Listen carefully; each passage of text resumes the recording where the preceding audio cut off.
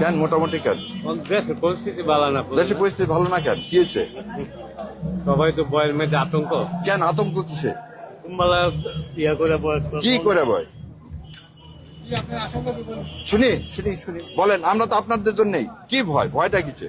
বয় মনে করেন নতুন সরকার আইলে কখন দিব, হ্যাঁ। সরকার নাই বুঝেন না। নতুন সরকার হিসাবে কোনটা ভালো? অনেক ভালো আইলে তো কখন যাবো বালা। না, আপনি কোনটা চান ভালো? আমি তো সাইড বালা চলো। হ্যাঁ, সেটা কাক দিয়ে ভালো চলবে ইনশাল্লাহ। আমরা মুসলমান, আল্লাহ ছাড়া আর কোনো কারো ক্ষমতা আছে ভালো করার?